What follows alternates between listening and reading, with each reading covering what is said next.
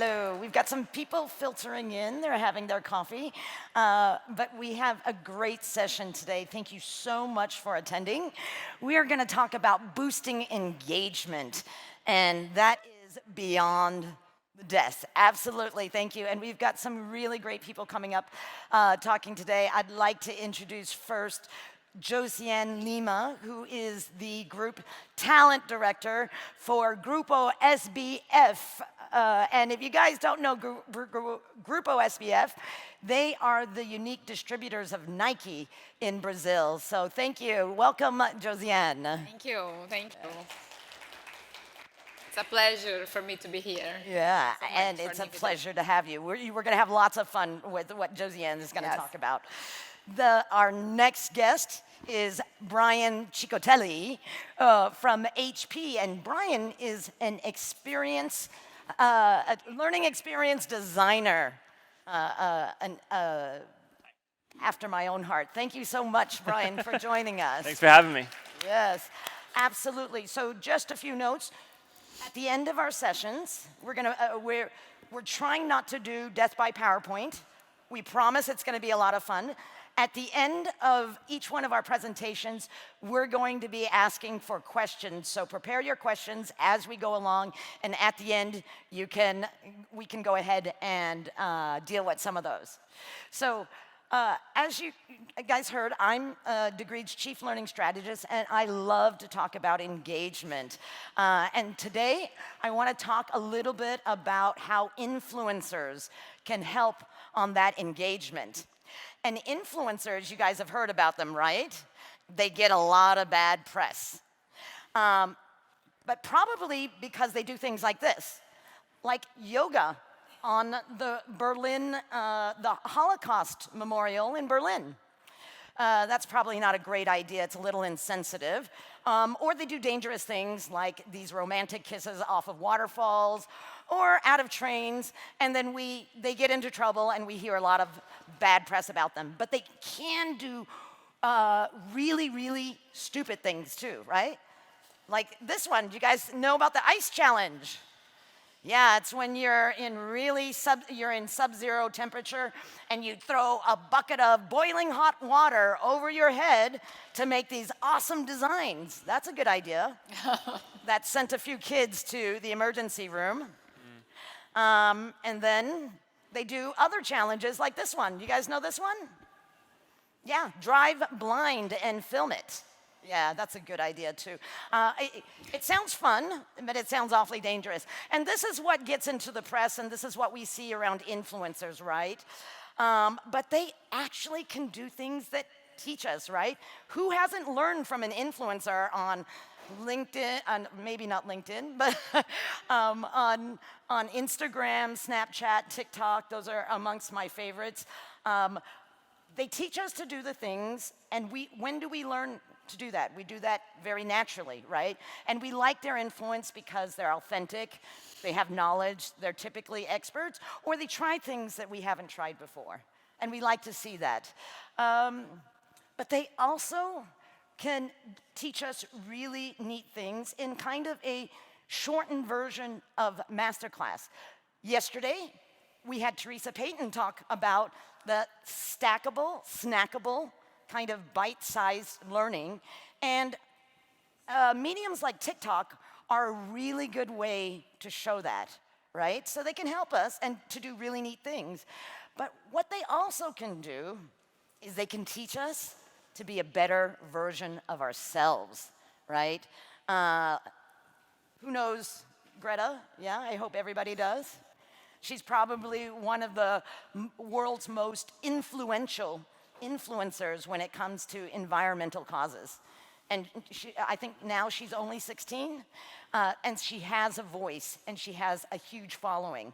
So not only teaching us to be a better version of ourselves, but they can actually teach us to be better professionals. You guys probably know these two people, or I hope you know these two people.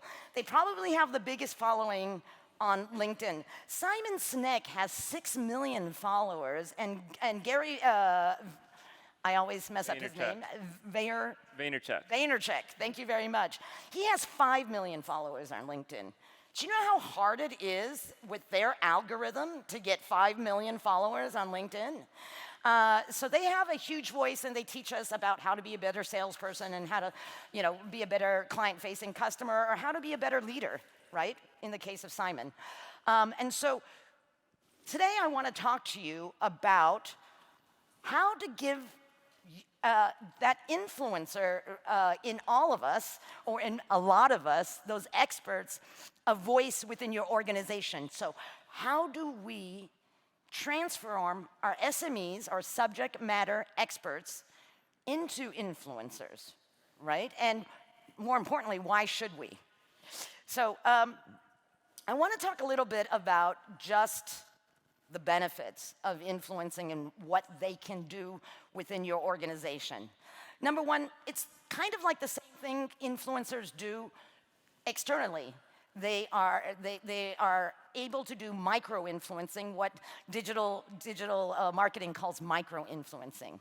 And micro-influencing is important because it reaches very specific micro or targeted audiences that have a very specific interest or need, and they build a community around that. So that micro-influencing that we see in marketing could actually serve your broader L&D ecosystem. So what does that feel like? First off, it improves your brand, right?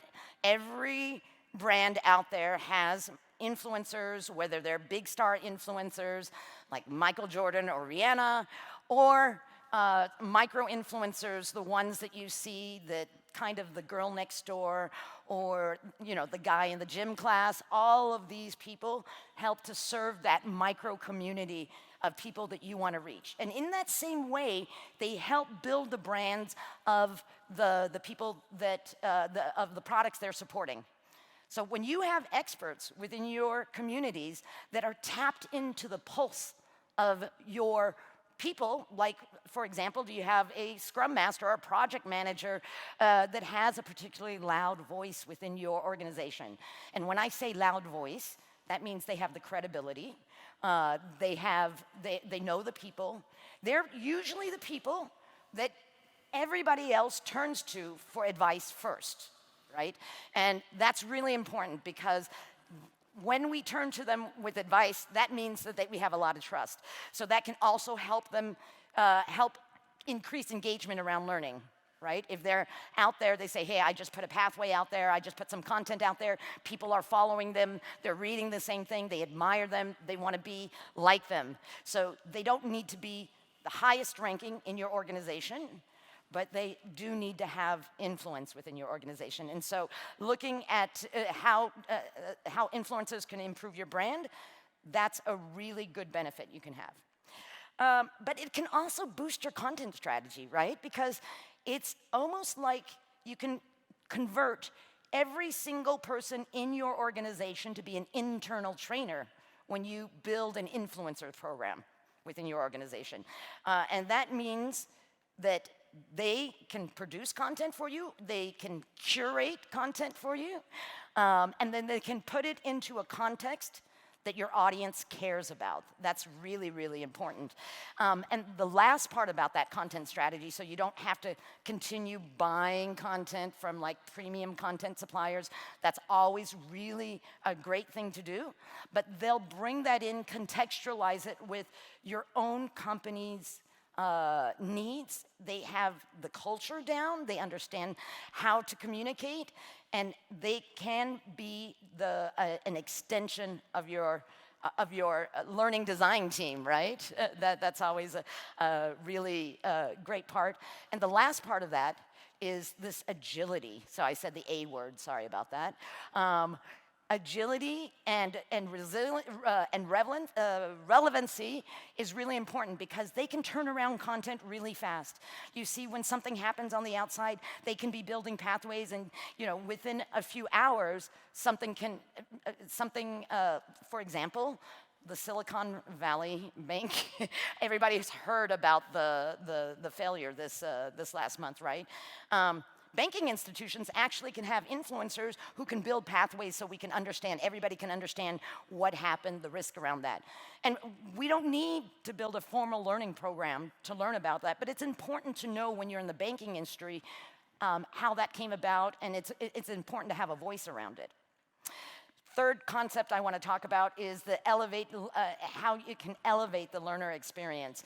And this is around that following that I'm talking about. So I'm a big believer in collective intelligence. I'm a big believer in social collaboration, social learning. And the best thing that influencers can do is build that community of interest or build a community of practice around their particular expertise. And not only do they build that community that they're really in touch with, but they can capture by sharing and encouraging others to share tacit knowledge within your organization. And that's really, really hard to capture, right? And it's hard to capture in a very structured way. And influencers can help you do that. And finally, this is the one that marketing really, really cares about, right? And digital marketing really cares about is getting that valuable feedback. How are your programs doing? How do they sound? How are we engaging? When are we engaging? When we put content out here, how many people are actually attracted to it versus whether an influencer can actually push that along. So that feedback and that continuous feedback loop, just like in social media, all of that comes over to you, and it's really impactful. And not only that, when I talked about building those communities, what we can see is a segmentation of audiences. Like, if I took this leadership course and I'm sitting within this function, within a specific country, and I'm a manager, all of that segmentation, we can understand who would be the most interested, and we can target our messaging to those people. So when you're using influencers, you're getting a lot of that really good data because it's not top down, it's bottom up, right? And then finally, training needs, to be able to align training needs, you have to have that feedback, right? When we talk about, I'm buying the catalog of LinkedIn Learning, and I see that actually I'm not getting a lot of traction when I'm just putting it out there, when they're just individual modules. But when influencers take that and put some of that content into a pathway, when they're putting context around it, your business, your personal business context, your professional business context around it, what it's doing is giving you a better understanding of how that content can lie and where it can lie. And so you can align better your training needs and be a little bit more flexible, saying, hey, we're spending all this money on leadership content, but when we see some of our influencers or some of our leaders that are building this kind of content out, what really happens is you see that content come to life, and you understand the real value of that, right? And then you can align your training to that. And so how do you do this? This is my last slide before I'm going to pass it on to Brian. But our suggestion at Degreed, and this is what we're rolling out, if you are a current client of Degreed, you can start asking your CX about it, is really about how to build an influencer program within your organization. And my big recommendation around this is to build it like you would an internal trainers program, which means that you have to fund it. Probably not a lot of money, but you do have to fund and put some resources behind it.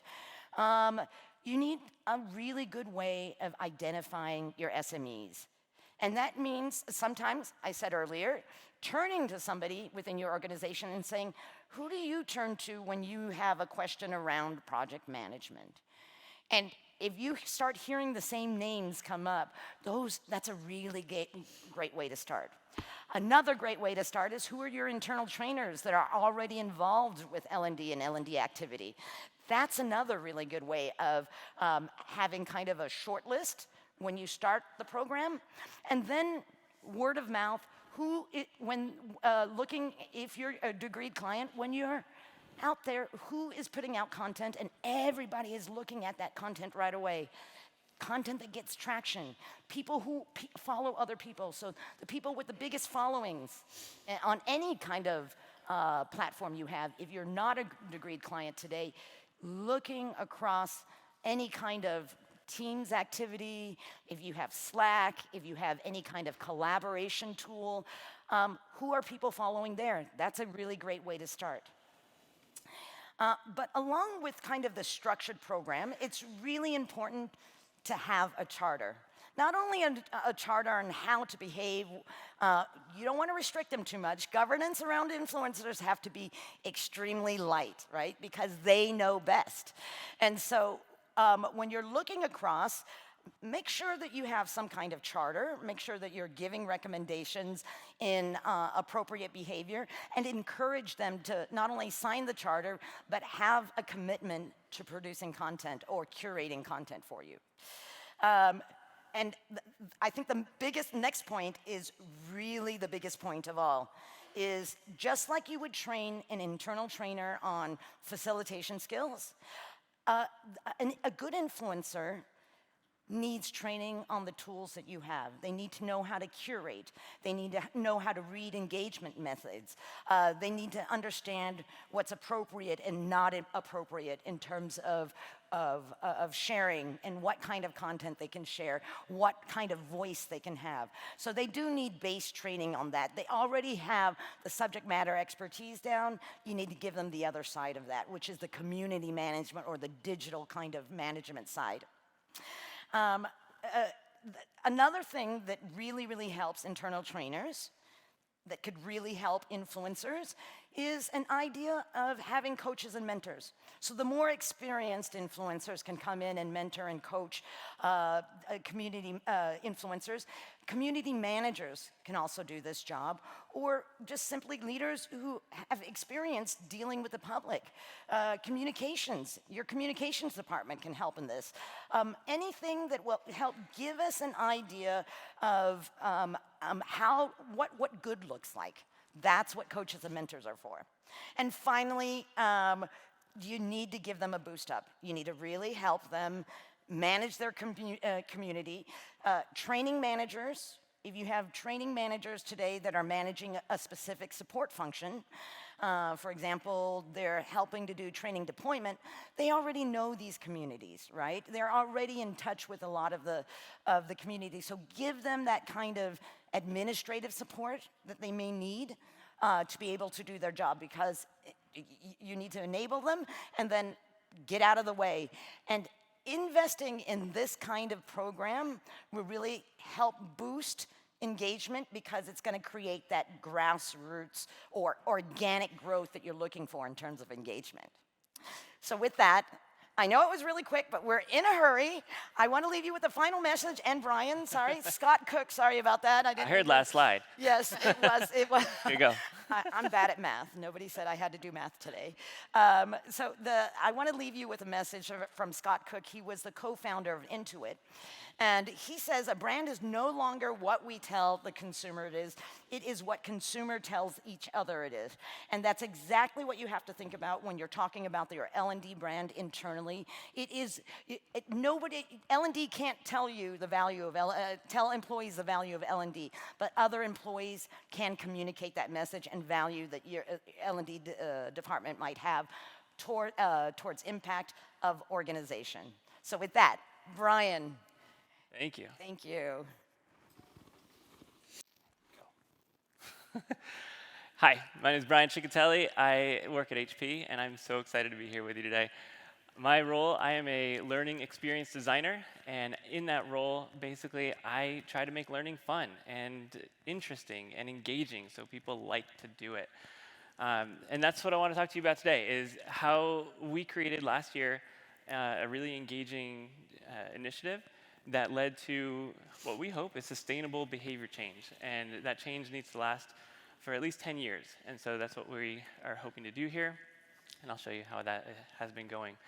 So first, I want to give you a little context. HP has set out to be the most sustainable and just technology company in the world by 2030. Everyone at HP knows that, okay? And the reason I'm telling you that is because the training is based on this. And so you need to have a why, a really good why. For employees, when they get a training, They want to know, why am I doing this? Why should I take my time to do this? Why is this important to me? What's in it for me? And this is why. Because we want to make the world a better place, and you want to be a part of that.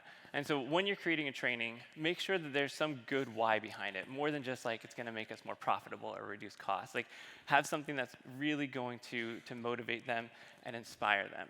And so that was the challenge. How do we inspire employees to make really impactful changes that are going to be permanent? So how do we make them understand why this is important, and then be able to make the changes that are going to be sustainable and going to last all the way through to 2030? Because we can't just make a change right now that's going to fade back to what they were doing, next quarter, because these changes need to lead to us being the world's most sustainable and just tech company. So that was our challenge, and here was the result of our initiative, which we launched last May. It was the #1 highest engagement of any voluntary training that we've ever launched at HP. On Degreed, we put it on Degreed, of course, that's why we're here. It was a 43% increase in engagement on the platform over the next quarter, and that engagement has sustained. We're about a year out now, and it's still up about 25 to 30% engagement on Degreed. For more than just that training. People are, that got them to the platform, they saw what else was there, and they're continuing to use that. And then the feedback we've gotten from all the participants in the training has been 94% positive. People really enjoyed it. They enjoyed the way that we created it. And so I want to tell you how we did that. So hopefully you can get the same results. So this is it. It's 5 steps. Take a picture, take a screenshot. This is what the whole thing is about. I'll dive into each one of these steps here. But basically, create a simple call to action. It's going to drive everybody to one place, okay? And that place should be an engaging plan. And that plan is going to organize all of the content for this training. And the training, you should design it so that it is bottom up, so focusing on the employees first. And we really enjoyed, as far as making sustainable change, it needs to be at a team level, so not just individual, and I'll get to that in a second. And then the content needs to be relevant. Again, what's in it for me? How does this apply to me? How does this apply to the job that I'm doing right now? So let's dive into each one of these steps, and I'll elaborate a little bit more. So the campaign to send it out, you've got to tell everybody, make it short, and just put one link in it. You are going to have FAQs, you're going to have a video from your executives, you're going to have a bunch of resources. That's great, throw it all in the plan. When you're putting this campaign out, just have one place where you're going to send people. They all know where it is, and it's really easy. This is the call to action, just go here, okay? So you give them a little bit of context and then a button. So you can see ours is just learn more. And so it gives them a little bit more, like, ooh, what else is there? I want to know more, because this is just like a little taste. Make that link a trackable link. In Degreed, you have the plans and pathways. They can be trackable links. That's fantastic because it gives you a lot of metrics. You know who's clicking on this link and who might not be. And then you also, when they get to the plan or pathway, it automatically sets them as following the pathway, and so you get additional metrics for what kind of content they're completing once they get there. So when they get to the plan, make it engaging, make it fun, make it look interesting so they don't just bail off the page. What we did, we love to stack images there. We created these images in Figma. You can use MS Paint. You could use whatever you want. Just make an image, throw it there in the section description, and then you'll see as it goes down, if you have like a white background on the image, it flows perfectly into the adaptive cards so that it looks and feels just like a normal website. It's not just a static plan or a pathway that they might be used to. And so this helps people see like, oh, this looks a little bit more interesting, a little bit more engaging than trainings that I've seen in the past. Bottom-up approach. Focus on the employees. We love to say that anybody is a leader, regardless of your role, regardless of your tenure or anything. If you want to be a leader, be a leader. Step up and do that. We've done a lot of trainings in the past where we started with executives and cascaded the information down. And that's fine, but a lot of times it inevitably leads to a leader or a manager who was traveling or can't be there for the training, and then things get put on the back burner, and it doesn't get done. So an entire org misses out on that training. But for this, we started at the bottom. We sent one email to the entire employee population and said, hey, go here. And that's what they did. They went there. And we gave them an opportunity to lead this discussion for their team and say, hey, this is an opportunity for you to step up, to practice some leadership skills, some time management, some small group discussion skills, and not me, right? Okay. And they really did. They stepped up. And so focus on those employees first, and hopefully they'll surprise you and really lean into this kind of a training where they can take a big part in leading it. And for that behavior change especially, it's important that you focus on the teams.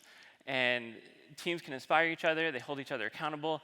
And for us, like, we can give them these ideas on these are the changes that need to happen in order for us to hit these really ambitious goals to be the most sustainable and just tech company in the world. And then the team can talk about it together, like, okay, what does that mean for us? How do we apply that to our work? You know, our teams are global, they're so diverse, there's no way that I can create a training that could spell out exactly how each team can apply the different principles and the things that they're learning, but they can. You know, and then it's coming from within. They're coming up with these ideas and setting these goals and targets on how they can apply these principles into their own team, and then they become the influencers. You know, it's not coming from me. Who am I to tell them what to do? But if it's coming from a colleague that's coming up with this idea, there's a lot more power behind it. And they are holding each other accountable. They are talking about it and having this shared language and the shared experience, so they're going to continue to do these things in the future.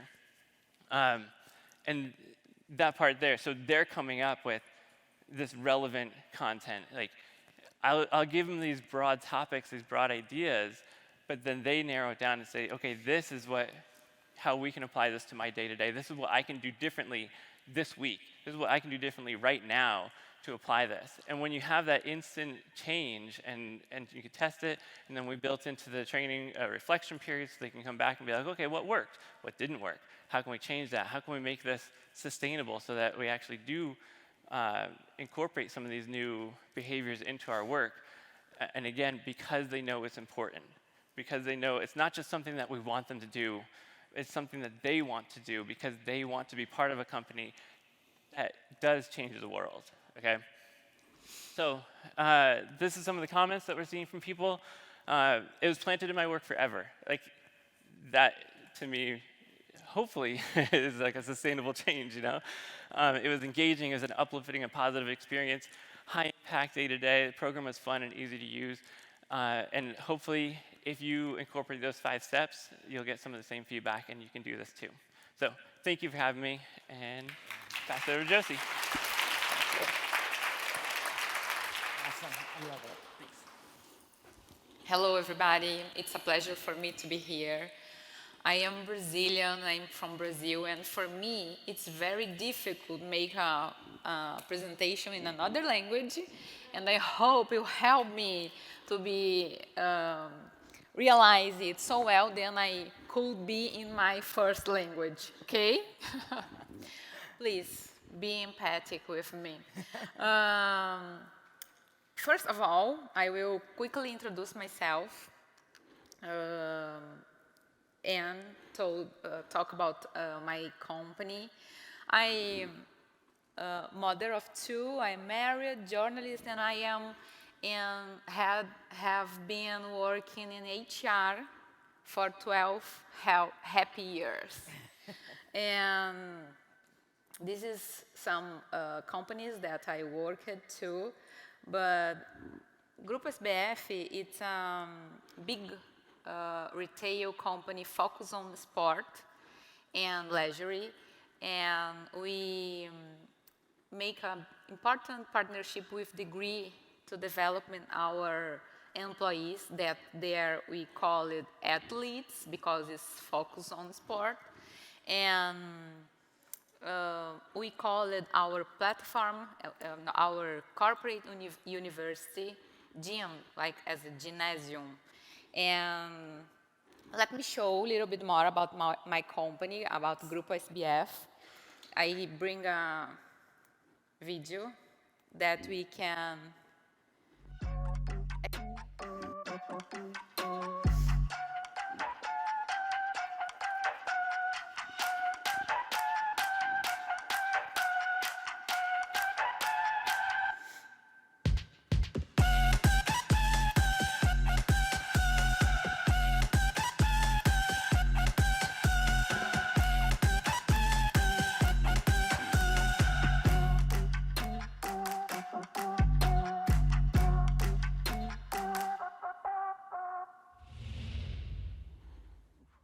Okay.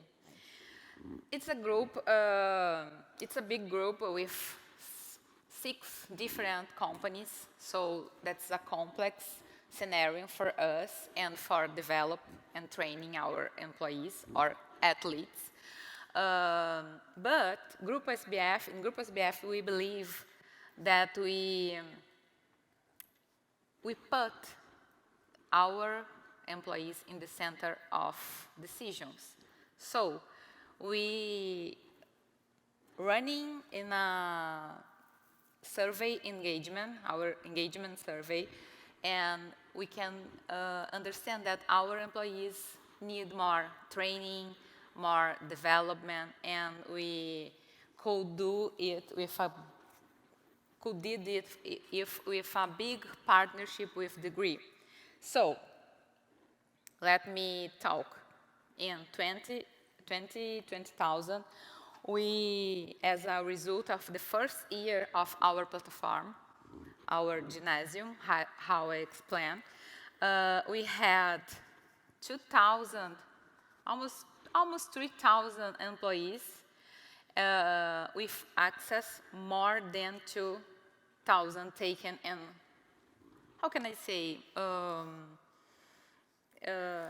we need more engagement and we need to do different and we need to make something real for our employees. If we just invited them to training by the platform, is not necessary. We have a culture in Brazil so informal and totally connected with sport, and we need, we play hard, we working hard, but we play hard too. So if we want to make something real, let us understand what they want, because they like our platform, our gym, they every day consume content there, but we can do to connect more, and we stop and listen them and make some ask questions for them and understand that they want to make something real and make some simple. So we 5 months. Sorry. Oh, no, it's not a Good. video. No, next one. Not next, yeah. So next, after 5 months that we launched the platform, we understand that we need to make something different. In the same time, was happening in Brazil, a big festival that you call it there, Rock in Rio, and we made as a big festival of training that engage our employees or athletes in a different way. For me, it's better. Okay. Thank you. And we promoted the training festival, taking advantage of the fact that the training week happened in the same month as we had the festival that we call it there, Rock in Rio. It's a big music festival, and we use the festival theme to set the communication tone of the event and get closer to the Brazilian culture and an informal style. Training week was a hybrid format for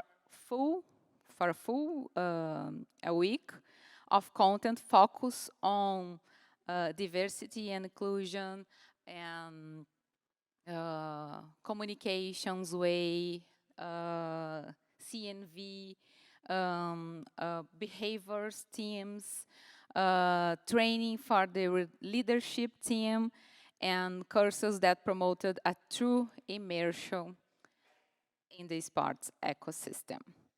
And the event was only a success because we had top coaches inside the business and bring their to speak for their lives. They did it in their lives, how they grow up their business, because we had 6 different companies, and we have founders with interesting histories to share with our employees. So let me show a little bit about the festival to you.